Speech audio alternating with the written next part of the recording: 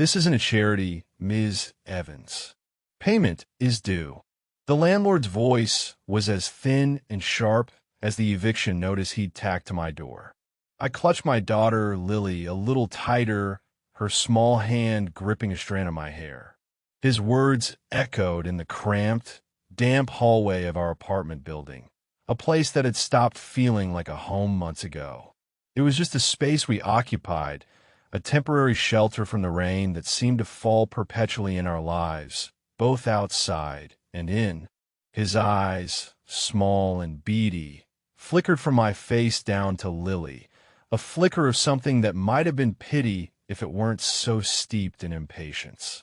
Every month was the same battle, a draining negotiation where I bartered pieces of my dignity for a few more days, a few more weeks. I promised him the money was coming. I always did, but this time his face was set like cheap concrete. My part-time job at the diner barely covered groceries and Lily's preschool, let alone the ever-increasing rent in a city that had no mercy for single mothers. I was a widow, a fact that felt less like a status and more like a brand seared into my skin. My husband, David, had been my rock, my future. A car accident had stolen him, and with him, the security and laughter that once filled our lives. Now there was just me, Lily, and a mountain of debt that felt like it was slowly suffocating me. We see you're still with us. If you're enjoying the story, let us know where you're watching from and what time it is there, and don't forget to subscribe to our channel for more. Now back to our story. My mind raced, sifting through the barren landscape of my options. I had no family to turn to, no friends who weren't struggling just as much as I was. A desperate thought, one I had pushed away for weeks, surfaced again. A flyer I'd seen pinned to the community board at the library, advertising quick, high-interest loans. No questions asked, it promised. It was a predator's lure, I knew that. But what choice did I have? The alternative was the street, a prospect that sent a cold dread coiling in my stomach, far worse than any loan shark could. That evening, with Lily asleep in her small bed, a tattered teddy bear tucked under her arm, I pulled out the crumpled number from my pocket. My hands trembled as I dialed, the beeps sounding like a countdown to my own ruin. A gruff voice answered on the second ring. I explained my situation, my voice small and shaky, hating the sound of my own desperation. He gave me an address, a warehouse down by the docks, and told me to come alone. Every instinct screamed at me to hang up, to tear the number into 1,000 pieces. But then I looked at Lily's sleeping face, the gentle rise and fall of her chest, and I knew I would walk into any danger for her. The air by the docks was thick with the smell of salt and decay. Rain misted down, turning the asphalt to a slick, black mirror that reflected the few dim lights scattered across the industrial wasteland. The address led me to a monolithic brick warehouse, its windows dark and inscrutable. It loomed over the waterfront like a tombstone. My heart hammered against my ribs, a frantic drumbeat against the steady patter of the rain. I took a deep breath, clutching the strap of my worn purse, and pushed open the heavy steel door. The interior was vast and shadowy, filled with stacked crates and the metallic scent of machinery oil. Two men in dark suits stood by a single bare bulb, their faces carved from stone. They didn't speak, just gestured with a nod of their heads toward a door at the far end of the space. My legs felt like lead as I walked, my footsteps echoing unervingly in the cavernous room. The office was a stark contrast to the grimy warehouse. It was clean, minimalist, dominated by a large mahogany desk. And sitting behind, it was a man who seemed to have absorbed all the shadows in the room and molded them into a perfectly tailored suit. He wasn't the beefy, cigar-chomping thug I'd pictured. He was lean, with sharp cheekbones and dark hair slicked back from a high forehead. His eyes, the color of storm clouds, were fixed on me, and their intensity was a physical force. He didn't introduce himself. He didn't need to. Power radiated from him, a silent, suffocating pressure that filled the small office. "You need money," he said. It wasn't a question. His voice was a low, smooth rumble like distant thunder. It was calm, but it held an edge of something dangerous and absolute. I could only nod, my throat too tight to form words. He gestured to the single chair opposite his desk. I sat, perching on the edge, my purse clutched in my lap like a shield. He watched me for a long moment, his gaze analytical, as if he were calculating my worth, my breaking point. "How much?" he finally asked. I told him the amount, the number feeling both impossibly large and pitifully small in this new context. He didn't flinch. He leaned back in his chair, the leather creaking softly, and steepled his fingers, his eyes never leaving my face. "The interest is 50%, due in 30 days, in full." The terms were brutal, designed to be impossible. It was a trap, and we both knew it. I swallowed hard, the taste of despair metallic in my mouth. "And if I can't pay?" I whispered.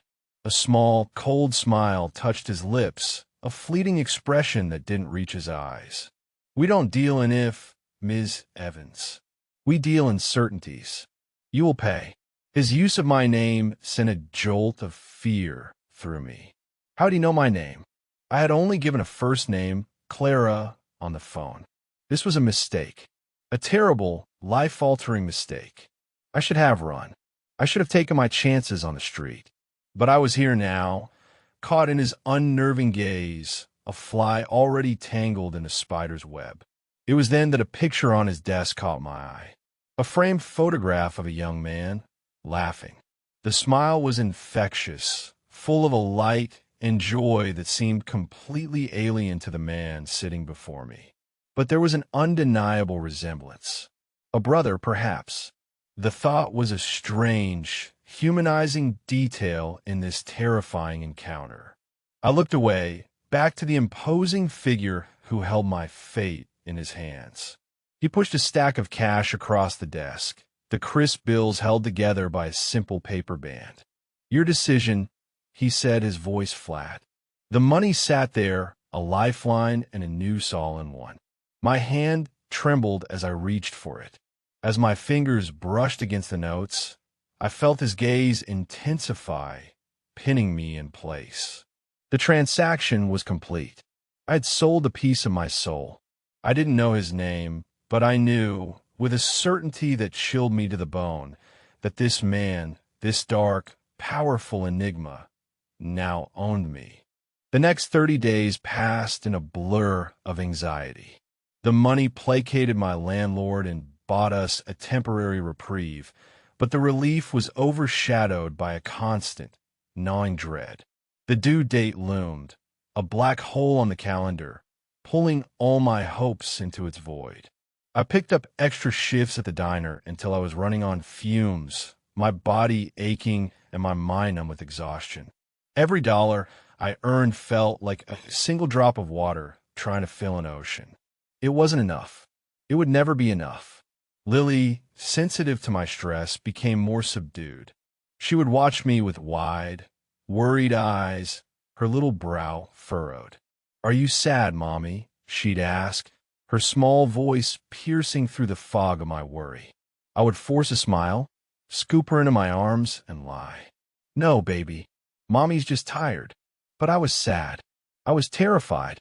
The weight of my mistake pressed down on me, day and night. On the 29th day, with less than 24 hours to go, and not even a quarter of the owed amount scraped together, panic set in.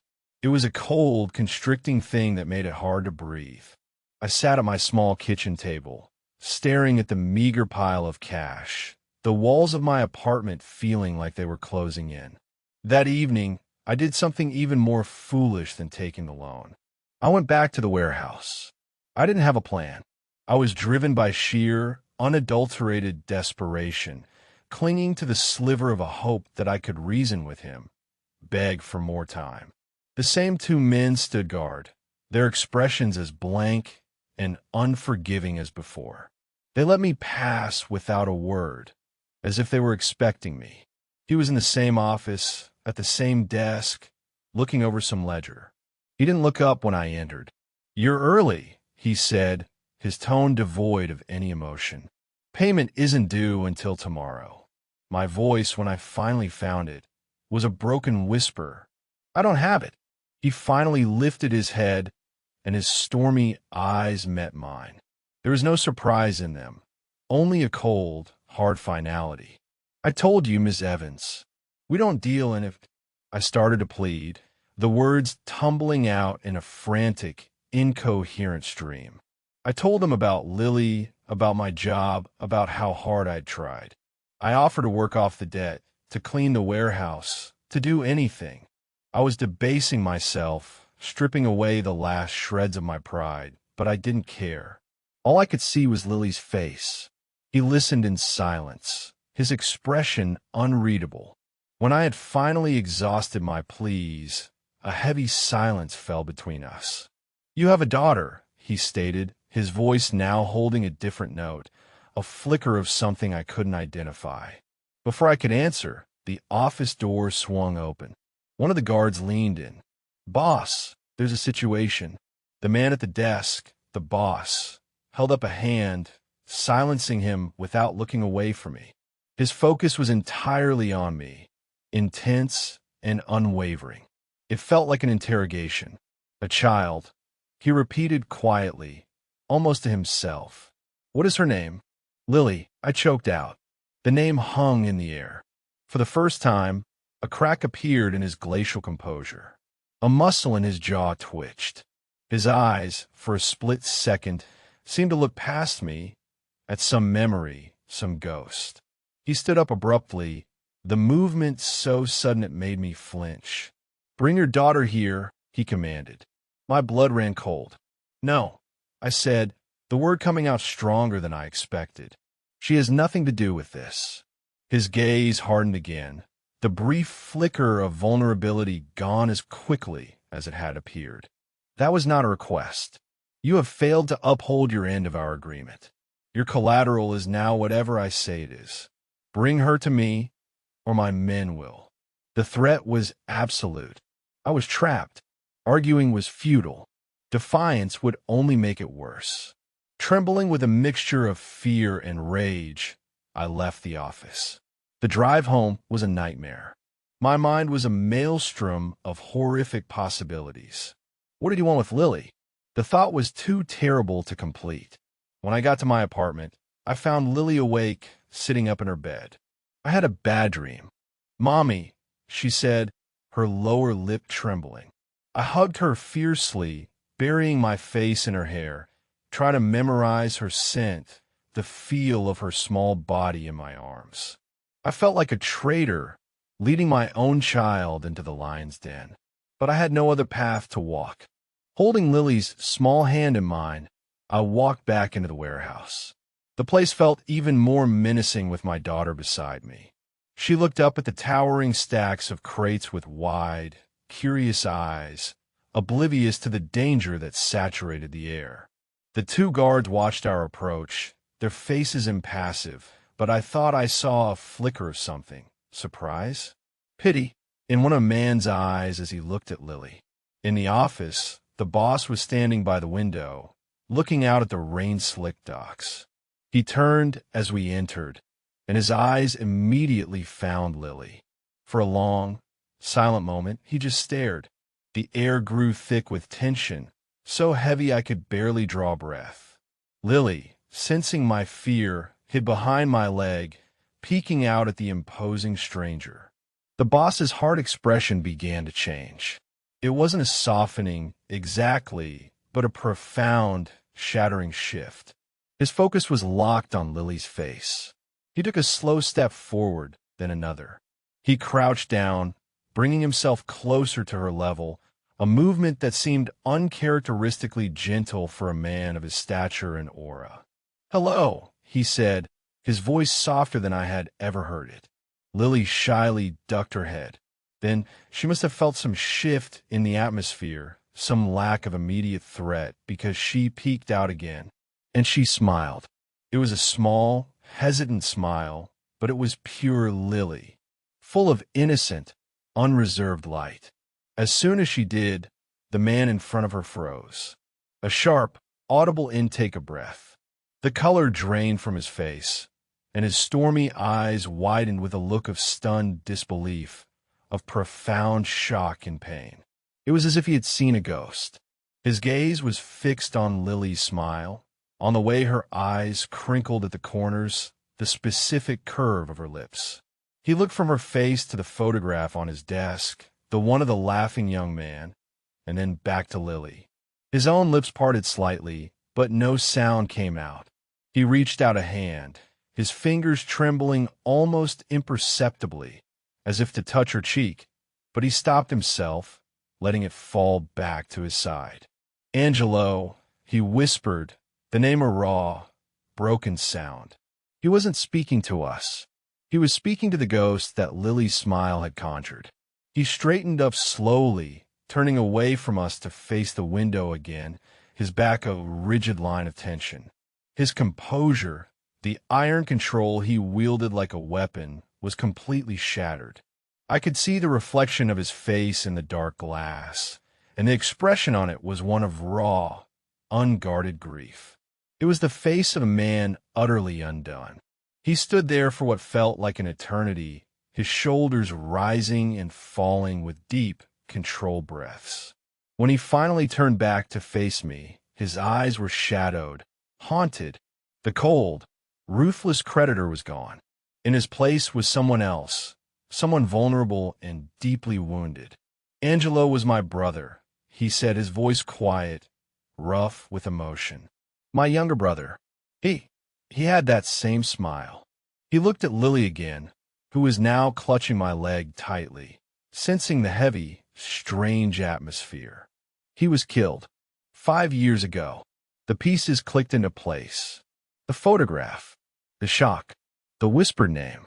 My daughter, my innocent Lily, wore the face of his dead brother's joy. A coincidence, a cruel twist of genetic fate, had just collided with the deeply buried trauma of a very dangerous man. I didn't know what this meant for us, whether this shared ghost would be a bridge or a cage. The ruthless authority returned to his voice, but it was different now, tempered by this shocking revelation. "You and the child will not be returning to your apartment," he said, his gaze unwavering.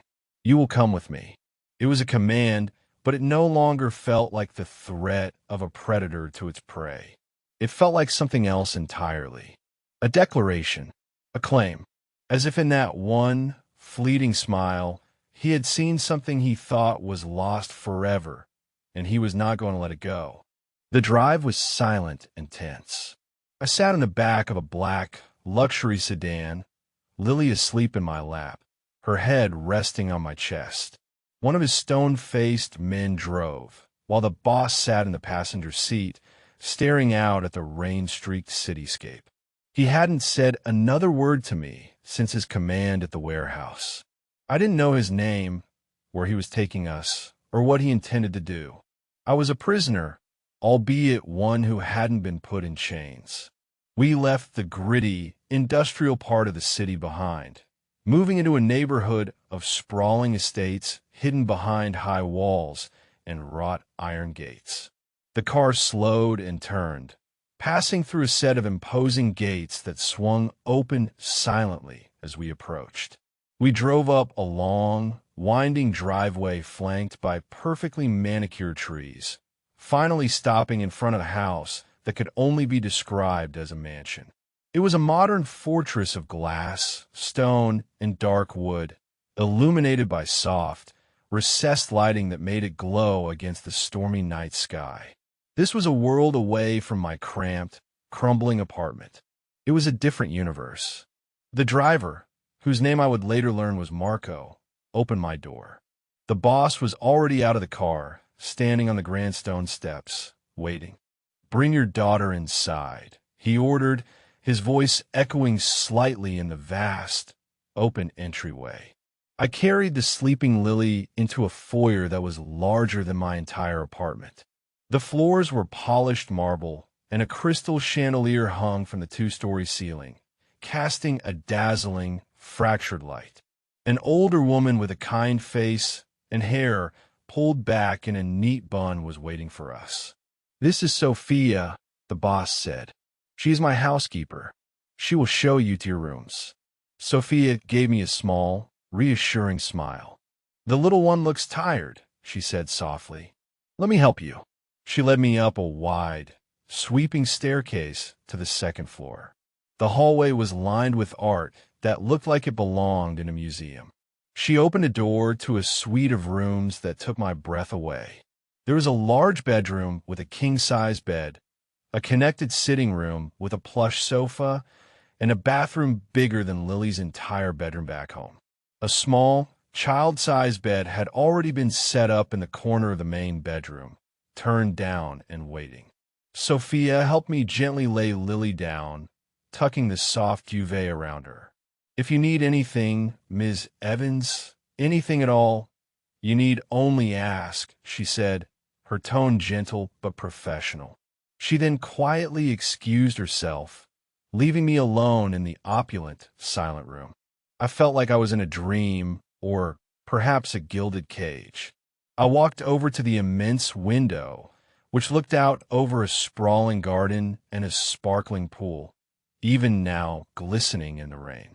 This was his world, a world of unimaginable wealth and power, a world I had stumbled into by accident. Sometime later, there was a soft knock on the door. It was him. He stood in the doorway, not entering, as if respecting a boundary.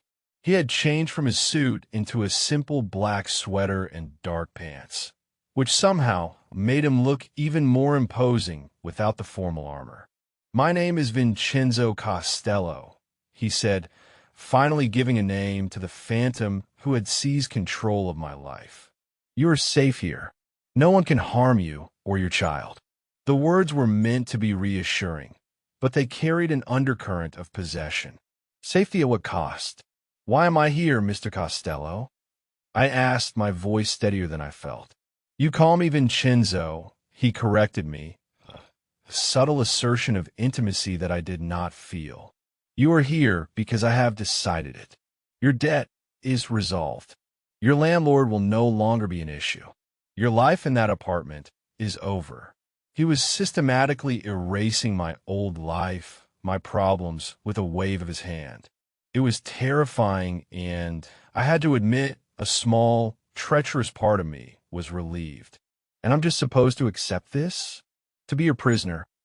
He took a step into the room, then, his presence immediately shrinking the space. "You are not a prisoner, Clara. You are a guest. A permanent guest. You and Lily will have everything you need." His eyes drifted to the small bed where Lily was sleeping. That smile. Angelo was the light of our family. When he died, the light went out. For years, all I have known is darkness. He looked back at me, his eyes filled with a raw, painful honesty. "Seeing your daughter, it was like seeing a flicker of that light again. I cannot explain it, but I will not let it go. Not again." He was a drowning man, and my daughter was his piece of driftwood. He saw a ghost in her, a ghost of his beloved brother, and he was clinging to it with all the desperate strength of a powerful man unaccustomed to loss. I understood his pain, but it didn't lessen my fear. I was a pawn in his emotional game, my daughter an unwitting stand-in for his grief. "I want to go home," I whispered, though I knew the words were useless. The home I knew was already being dismantled, erased by his command. Vincenzo's expression hardened, the moment of vulnerability passing. "This is your home now." He turned and left, closing the door softly behind him, the click of the latch sounding like the final lock on my cage. The days that followed were a surreal blend of luxury and confinement. I was free to wander the mansion and its immaculate grounds, but the high walls and the constant, discreet presence of Vincenzo's men were a permanent reminder of my status. Marco, the driver, and another grim-faced man named Leo were always somewhere in sight, their gazes watchful. Sophia, the housekeeper, was my only source of gentle human contact. She was kind to me and doted on Lily, bringing her special treats and playing with her in the garden. Through small, careful conversations, I began to piece together a portrait of the man who held us captive. Vincenzo had taken over the Costello family business after his father's death, but it was the murder of his younger brother, Angelo, that had truly forged him into the cold, ruthless leader he was today. Angelo had not been involved in their world. He was a student, an artist, a free spirit.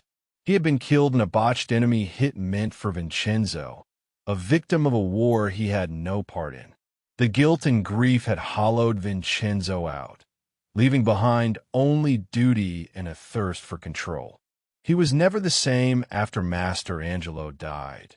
Sophia told me one afternoon as we watched Lily chase butterflies near the rose bushes. He closed himself off. The house became quiet until you and the little one came. This information didn't make me feel safer. It made me feel like an object, a tool for Vincenzo's emotional healing. He was using my daughter's uncanny resemblance to a dead man as a balm for his own tormented soul. My interactions with Vincenzo were infrequent and charged with tension. He would join us for dinner some evenings, sitting at the head of a long, polished dining table, the distance between us feeling like a chasm.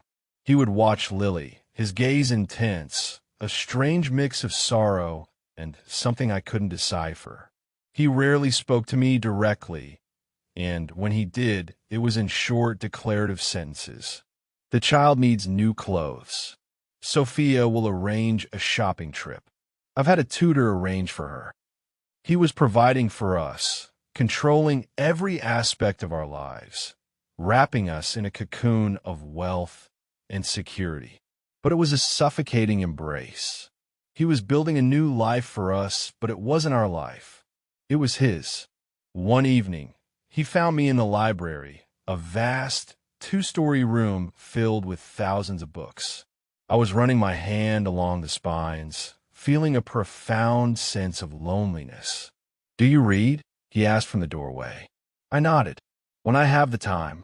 A sentiment that now felt like a memory from another life.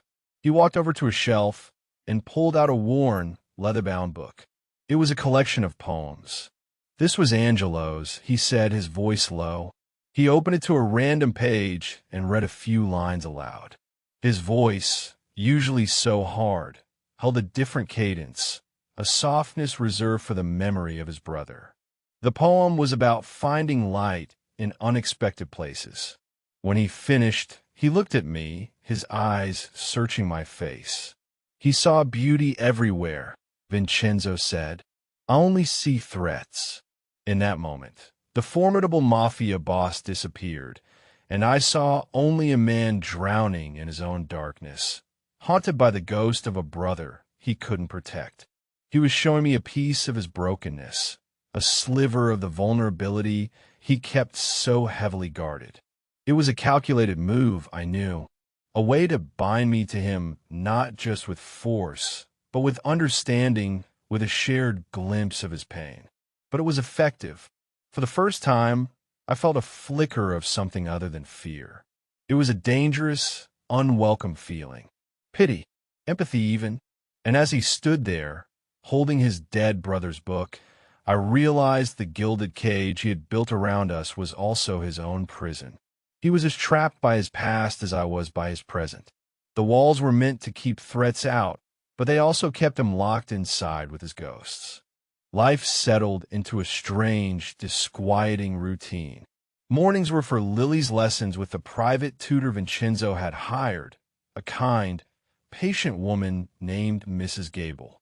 Afternoons were often spent in the garden or by the pool, always under the watchful eyes of Vincenzo's men.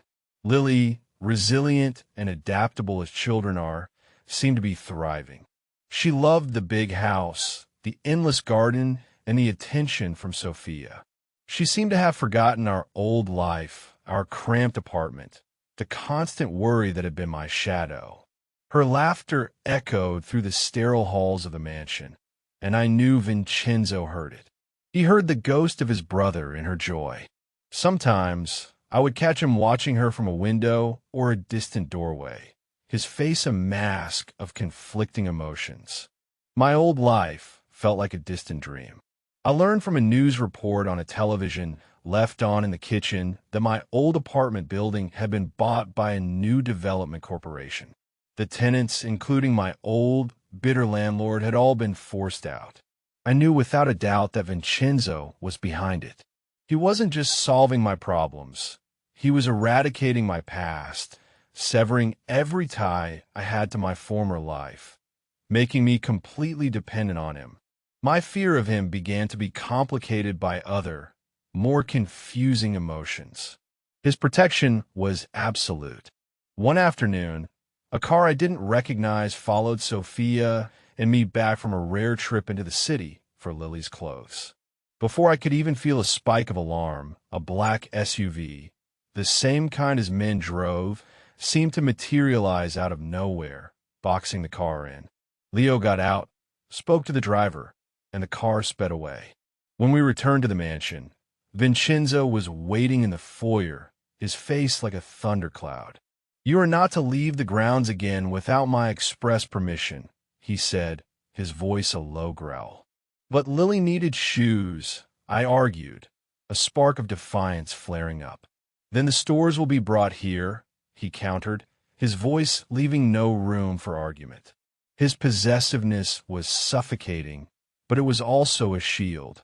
For the first time since my husband died, I didn't have to worry about our physical safety or our next meal.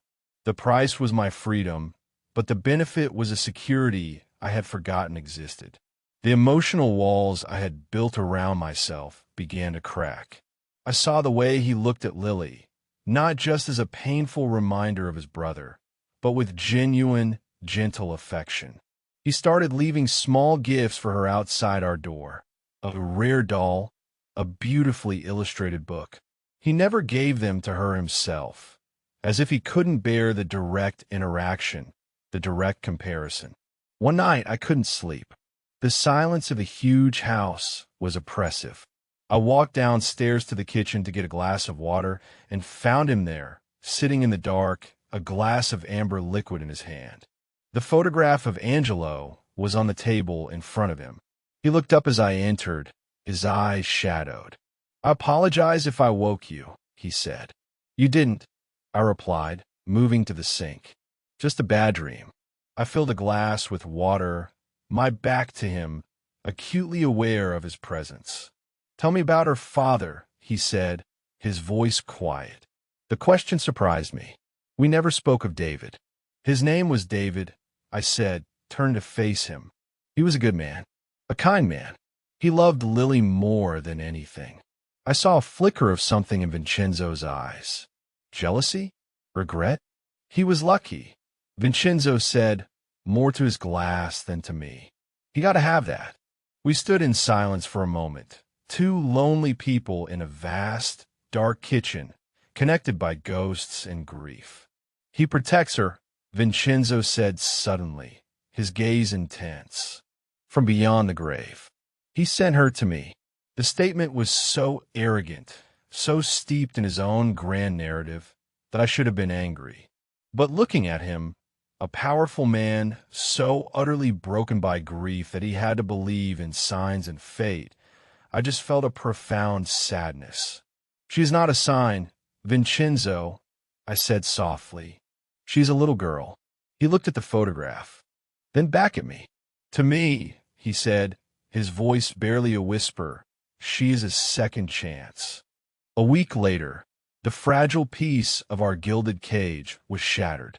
I was in the garden with Lily, helping her build a small tower of stones near the fountain, when Sophia came rushing out of the house, her face pale with alarm.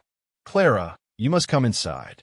Now," she urged, her voice trembling. "Mr. Costello's orders."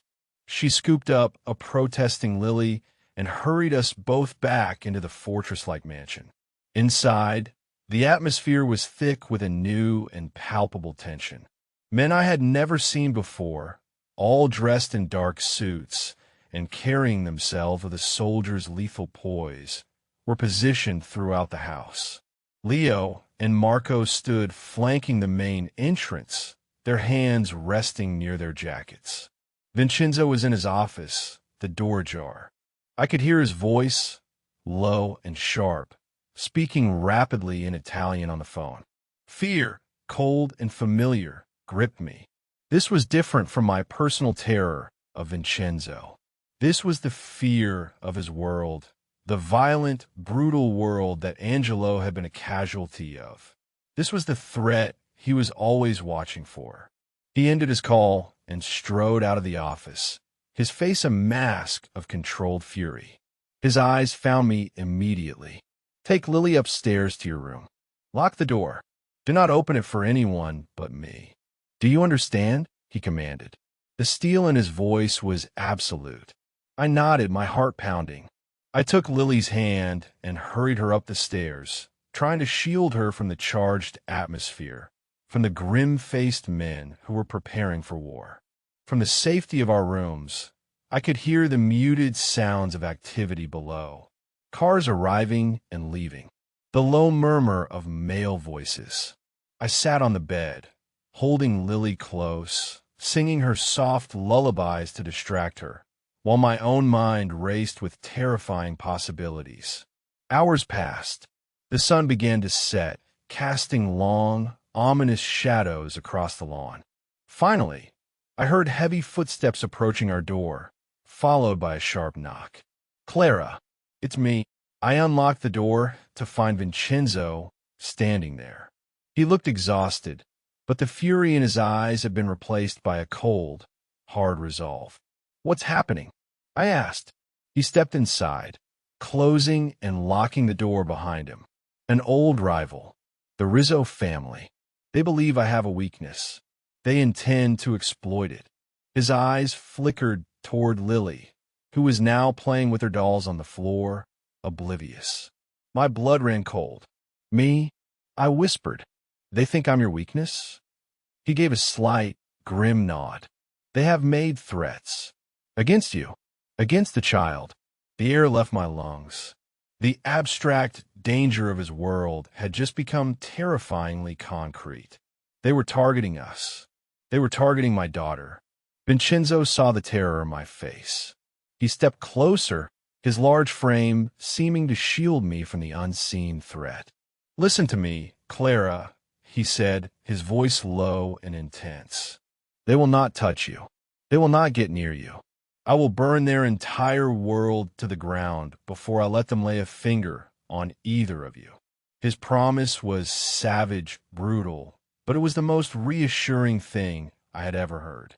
In his world, protection was not a gentle thing. It was a declaration of war. That night, he didn't leave. He pulled a chair from the sitting room and placed it against the door, sitting there like a sentinel, a dark guardian watching over us as we slept. He didn't speak, but his presence was a solid, unwavering wall between us and the violence that lurked outside. I lay in bed, listening to the sound of his quiet breathing, my fear warring with a new, powerful emotion. I was beginning to trust him, not the man who trapped me, but the man who would tear down the world to protect me, the man who saw me and my daughter as something worth defending. Sometime in the deep of the night, Lily murmured in her sleep, a small, happy sound. I saw Vincenzo's head turn slightly in the dim light from the moon.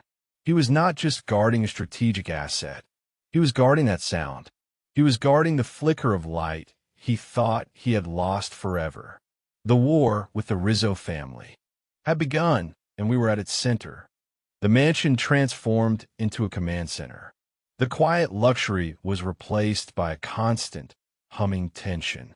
Men came and went at all hours, their meetings with Vincenzo held behind the closed doors of his office. I saw maps spread out on the dining table, heard snippets of heated conversations in Italian. I was a ghost in my own home, confined to the upper floor with Lily, a protected liability. Vincenzo was a tempest of controlled rage. I barely saw him, but I felt his presence everywhere. His focus was singular, eliminating the threat. He moved with a terrifying purpose, his face etched with a grim determination I had not seen before. Sophia would bring our meals, her face drawn with worry, but her hands were steady. "He is protecting his family," she said to me once, her gaze direct. The statement hung in the air. His family. Was that what we were now? The days bled into one another. I tried to maintain a sense of normalcy for Lily, playing games, reading stories, keeping her away from the windows. But the fear was a constant companion, a cold knot in my stomach. Every unfamiliar sound made me jump. Every passing shadow seemed like a harbinger of doom. One evening, there was a knock on the door. It was Vincenzo. He looked like he hadn't slept in days. There were dark circles under his eyes, but they burned with an unholy intensity. He carried a small tray with a plate of food and a glass of milk. "You haven't been eating," he said. It wasn't an accusation, just a statement of fact. I hadn't realized he was even paying that much attention. He set the tray down on the table in the sitting room. "Eat, Clara." For a moment, I wanted to defy him, to refuse his order. But I was too tired, too scared, and the simple act of him bringing me food felt like an anchor in the storm. I sat down and picked at the food, my appetite gone. He didn't sit with me. He stood by the window, staring out into the darkness, his body poised for a fight. "How long will this go on?" I asked, my voice small. "Until it is finished," he said without turning around. They made a mistake. They targeted what is mine. There is no forgiveness for that. The possessiveness in his voice, which once terrified me, now sent a strange shiver of security through me. In his dark, violent world, being his was the safest place to be.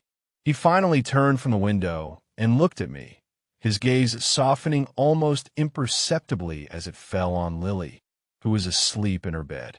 "Angelo. He would have loved her," he said quietly. He always wanted children. He wanted to be a teacher. He was sharing another piece of his grief, another piece of the brother he had lost. He was showing me the why behind his ruthlessness. He wasn't just fighting a rival family. He was fighting to prevent the past from repeating itself. He was fighting to protect the innocence that Angelo had lost his life for. He walked over to the bed and stood for a moment, just looking at Lily. He gently brushed a stray curl from her forehead, his touch surprisingly tender. It was the first time I had seen him touch her. The gesture was full of a profound, heartbreaking longing. He looked back at me, his eyes dark with unspoken emotions. "When this is over," he began, then stopped, as if thinking better of it. "Just stay safe." He left as silently as he had come, leaving me with the scent of his cologne, the memory of his gentle touch on my daughter's hair, and the chilling finality of his promise. The cage was no longer gilded. It was a fortress, and he was its warden, its king, and its most dedicated soldier. A few nights later, the storm finally broke. I was jolted awake by a series of loud bangs from somewhere outside the house. Gunshots. There was no mistaking the sound. Lily cried out in her sleep. I rushed to her side, my heart hammering in my chest. Below, I could hear shouting, the sound of breaking glass, and then more gunshots, closer this time. I huddled with Lily in the furthest corner of the room, shielding her with my body, whispering reassurances I didn't feel. The sounds of the fight were brutal and terrifyingly close. Then silence. A profound, ringing silence that was almost as frightening as the noise it replaced. I held my breath, straining to hear anything. Footsteps, heavy and hurried, came up the stairs. They stopped outside our door. My entire body went rigid. I braced myself. "Clara." It was Vincenzo's voice, strained but clear. I scrambled to the door and fumbled with the lock. When I opened it, he was standing there, his face splattered with something dark. His suit was torn, and in his hand he held a gun. The cold, hard reality of his world was standing right in front of me. "It's over," he said, his voice ragged. "You're safe." He looked past me at Lily, who was peering out from behind my legs, her eyes wide with fear. The sight of her seemed to drain the last of the fight from him. The gun lowered to his side. He looked from his blood-spattered hand to my face, and for the first time, I saw shame in his eyes. He had kept us safe, but he had brought the violence to our doorstep. He had won his war, but the cost was written on his face, a brutal reminder of the man he had to be to protect us. In the aftermath, a heavy calm descended upon the mansion. The extra men were gone. The broken window downstairs was replaced. Sophia moved about the house with a quiet efficiency, erasing all physical traces of the violence that had occurred. But the emotional fallout remained. Vincenzo avoided me. For days, he remained secluded in his office, the door always closed.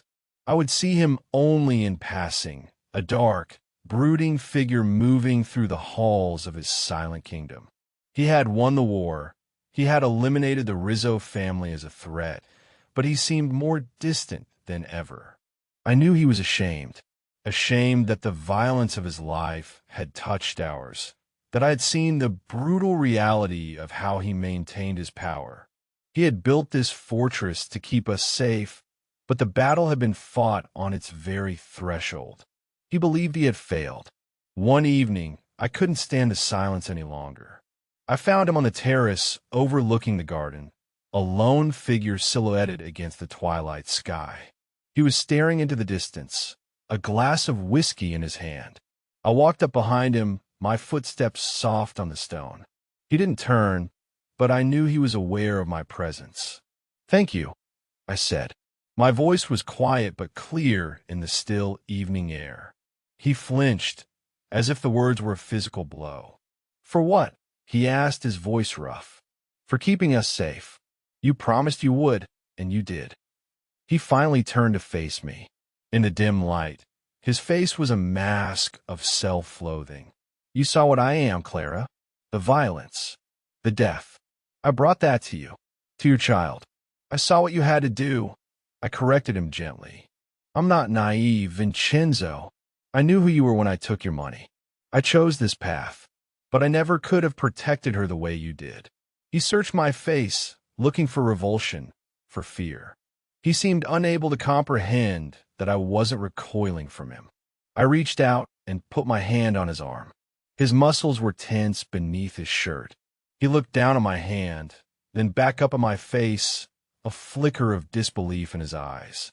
"Why are you not afraid of me?" he whispered. "Because I've seen the man who grieves for his brother," I said softly. "I've seen the man who tenderly brushes a curl from my daughter's forehead. The violence, that's what you do. It's not who you are." A single tear traced a path down his cheek, a stark, glistening line against his rough skin. The formidable Don Costello, the ruthless leader of the city's underworld, was weeping silently in front of me. All his walls, all his defenses had crumbled. He reached up and cupped my cheek, his touch surprisingly gentle. His thumb stroked my skin, and his stormy eyes were filled with a raw, desperate emotion that took my breath away. "Clara," he breathed my name like a prayer. He leaned in, and his lips met mine. The kiss wasn't gentle. It was desperate, hungry, filled with all the pain, fear, and relief of the past weeks. It was the kiss of a man who had been starving for a touch of light in his endless darkness. It was the kiss of a man who had finally found something to live for, not just to protect. When he pulled away, his forehead rested against mine. "Stay with me," he said, his voice thick with emotion. It wasn't a command this time. It was a plea, not as my guest, not as my prisoner, as my wife. "Let me give you and Lily the world. Let me give you my name my protection, my life. I looked into his eyes, the eyes of this complicated, dangerous, broken man. He had taken everything from me, my home, my freedom, my past. But he had also given me something I thought I'd never have again: safety, a future. And in the most unexpected and terrifying of ways, he had given me love. He saw my hesitation, and his expression tightened with fear of rejection. "I know I'm not a good man," he said quickly. "I know my world is dark. But I swear to you, Clara, for you and for her, I will be the best man I can be. I will keep you in the light, always." I thought of my old life, the constant struggle, the fear, the loneliness. Then I thought of this new life in this gilded cage that had become a fortress, with this dark protector who had shown me his vulnerable heart. I thought of Lily, laughing in the garden, safe and happy. "Yes," I whispered. The word was small, but it held the weight of my entire future. A slow, brilliant smile spread across Vincenzo's face. It transformed him, chasing away the shadows and revealing a glimpse of the man he might have been if life had been kinder. It was not Angelo's smile, but it was just as beautiful. It was his. Our wedding was a small, private affair, held in the garden of the mansion. Only Sophia, Marco, and Leo were in attendance. Lily was the flower girl, wearing a white dress and scattering rose petals on the stone path, her face lit with a joyous smile that still managed to clutch at Vincenzo's heart. He stood waiting for me at the small, flower-adorned altar, and when he saw me walking toward him, the look in his eyes was one of pure, unadulterated adoration. He was no longer just a mafia boss, the dark protector. He was my husband. Life with Vincenzo was a paradox. He was a doting, fiercely protective husband and a loving father figure to Lily.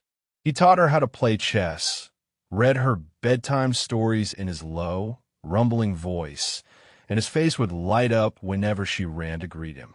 The house, once so silent and sterile, was now filled with laughter.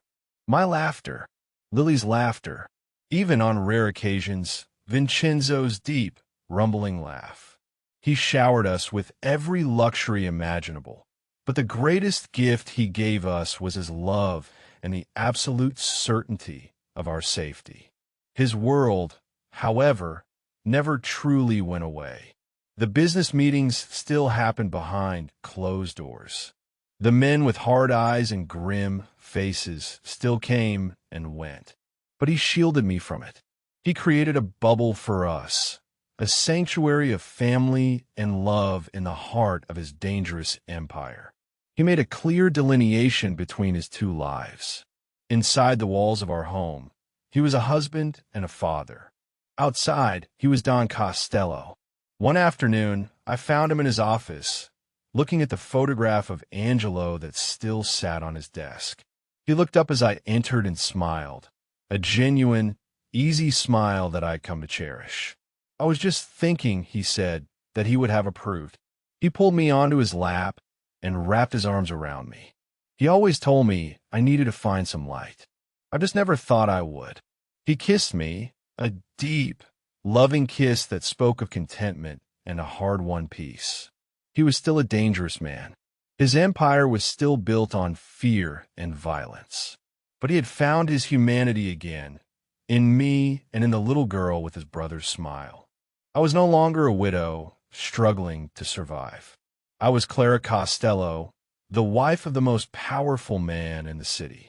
I was not his prisoner, but his queen. We had found our unconventional forever, a love story written in the shadows, a family forged in danger. Together, we ruled our small kingdom of light, a beacon in the darkness of his world, with the ghost of a beloved brother smiling down on us. Thank you for watching. If you enjoyed our story, please like this video and subscribe to our channel for more tales of love and destiny. We'd love to hear your thoughts and suggestions for future stories in the comments below.